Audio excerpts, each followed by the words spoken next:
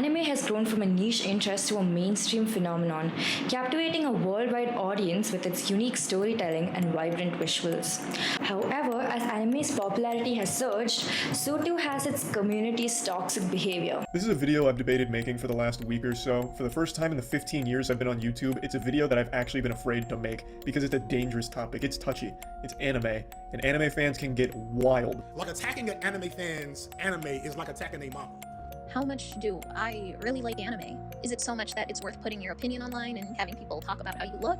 Messages about your gender? Comments about things you can't control? Often criticism from the outside world feels like a judgment passed without understanding the community. To a large extent, this is justified because often the criticism coming from outside is aimed to shame. Now, I'm part of the age group that I have to admit that when I liked anime back when I was a kid, you will get bullied in school, people will steal your lunch, break your locker. I mean, you will get bullied to the ground if you admitted it. How the ball kept rolling was that every time like the comments would start to die down, there would be another cringe compilation. And it was the cringe compilations that kept this going on for so long. And it sucked because I woke up to hundreds of emails of people telling me to kill myself, and this lasted for months. Like, I didn't touch my phone, I'd cry a lot. I went through a pretty bad period, not gonna lie. Like, it was awful. I think it's just because anime, people like anime's cringe. Yeah, so that's why. especially back then. And pairing this with a long harbored sense of being outsiders makes us impervious to outside criticism, thus making it nearly impossible to tackle the issues that persist.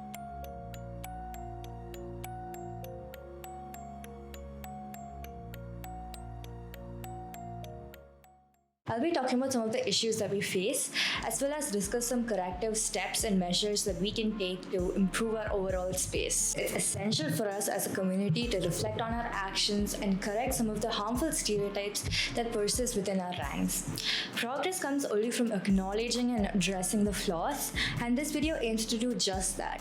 Feel free to add to the discourse through the comment section below.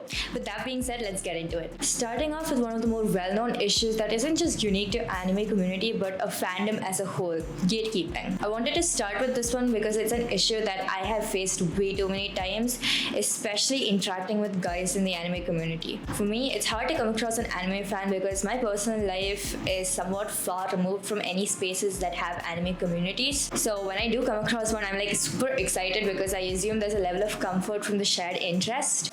But a lot of the freaking time, I find myself trying to prove that I'm an actual anime fan, and it's so frustrating. In one of the most recent interactions, I literally just met the person and he started to interrogate me, being like, name your top 10 anime, and shoujo shouldn't be there because it's not a real anime. And no matter how many animes I stated, he wasn't convinced, and finally I got pissed and I was like, look at me, I'm literally like a pretentious art school weeb. I strongly suspect that in this incident it had a lot to do with my gender, especially since he like mentioned shoujo, but I don't think that's like the only factor that governs the gatekeeping. Now, I can go on about a million reasons as to why gatekeeping is bad, but you and I already know the reasons why gatekeeping is bad.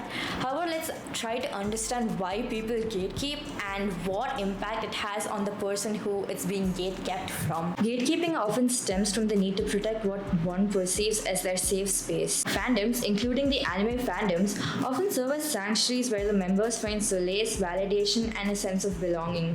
These spaces become integral to their identity and emotional well-being. So when a new person attempts to enter the space, especially if they appear to be unfamiliar with certain aspects of the fandom, it can feel threatening. The worry that the new person doesn't truly understand or appreciate the community's value could inadvertently disrupt the harmony and safety of the space. Psychologically speaking, this reaction could be linked to in-group, out-group dynamics, where individuals derive a sense of identity and self-esteem from their association with a particular group. The in-group or the long-time fans may view outsiders as a potential threat to their identity. By invalidating another person's interest or questioning their authenticity, gatekeepers transform their space into a hostile environment for newcomers. It not only invalidates the newcomer's interest, but also makes them feel like they don't belong and they aren't accepted. And that very space that should provide a sense of safety and security instead becomes a source of anxiety and rejection, leading to the feelings of isolation and alienation. Over time, this can discourage them from engaging with the community, and even worse, it can stop them from pursuing the interest. Anime has become a big part of our authenticity, and we all at some point in our lives have been bullied or shamed for our interest, and yet we turn and perpetuate the same behavior that hurt us. I feel like we should be the ones most welcoming and understanding, as our fandom should remain safe and supportive spaces that welcome everyone. Now, coming back to the point of gatekeeping the fandom from women, the stereotype that women are less knowledgeable or passionate about anime is pervasive, leading to a culture where women must continuously prove their worth and dedication. They're often held to an impossibly high standard, and when women express their enthusiasm or knowledge, she may be dismissed as her interests being superficial or insincere. This double standard often creates a climate where women feel like they can never fully win and are perpetually seen as outsiders trying to infiltrate a male-dominated space. And of course, this issue isn't exclusive to the anime fandom. Undermining women's cognitive ability is a long-standing problem that's seen in academia and work environments, leading to a pattern of behavior where women feel the need to overcorrect. The OECD's Program for International Student Assessment results consistently show that girls score higher in reading across most countries, while the gap in math and science is closing. Women have increasingly attained higher education levels, which correlates with a higher working force participation. In United States, as of 2020, 50% of all college degrees were awarded to women. All of this, statistically speaking, is great, but it begs the question of whether these stats are ever going to be acknowledged by their counterparts. Will having 2 degrees or having watched 1,000 shonen anime be enough for them to be seen as a valuable individual or a genuine anime fan? Not really. The answer doesn't stem from statistics, but conditioning. There's a social conditioning where it's taught that women are emotionally driven rather than logical, therefore being prone to making decisions that are impractical and childish.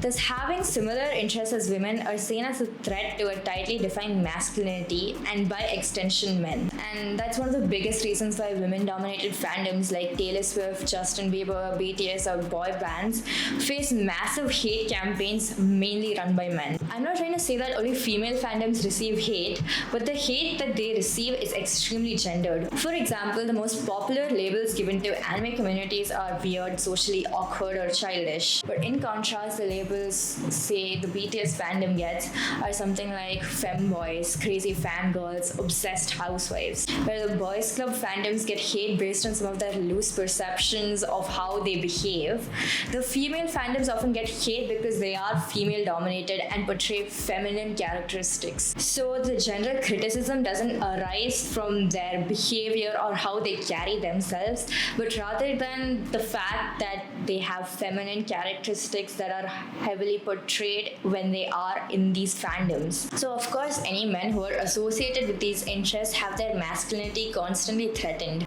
And I presume that's one of the same reasons why anime fans are so avidly against sharing their space with women. If it's a topic that interests a woman, then the topic itself is seen as bad, thus invalidating the validity of a medium that they dearly love.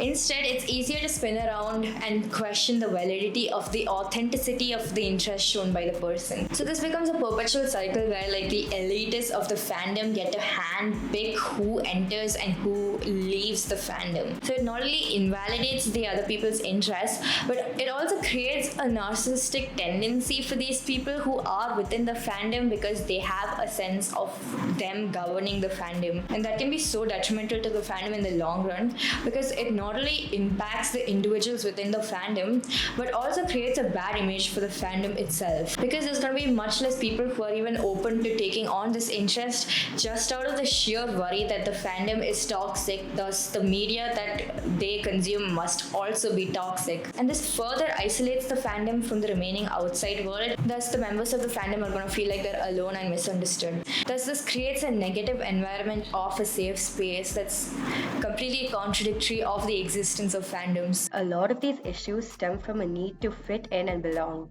be it to be a part of a fandom or to fit into gender stereotypes and definition sets so that your interests aren't rejected. Frankly speaking, I'm genuinely tired of constantly having to adhere to these expectations, to prove my authenticity and to try to maintain my individuality while doing so. Why are we trying to dissect and invalidate sections of a community that's struggling to be validated?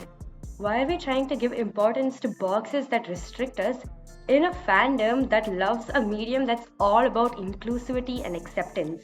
Why do we feel the need to invalidate someone else to validate ourselves? Why are we hyper-focusing on the differences than the commonalities we share? In 2024, it's the year for nerds to talk about nerd stuff, so let's embrace this passion without the fear of judgment. A fandom should be a safe space for everyone to share their interest and passion. Let's not let that joy be stolen nor be the thief of joy.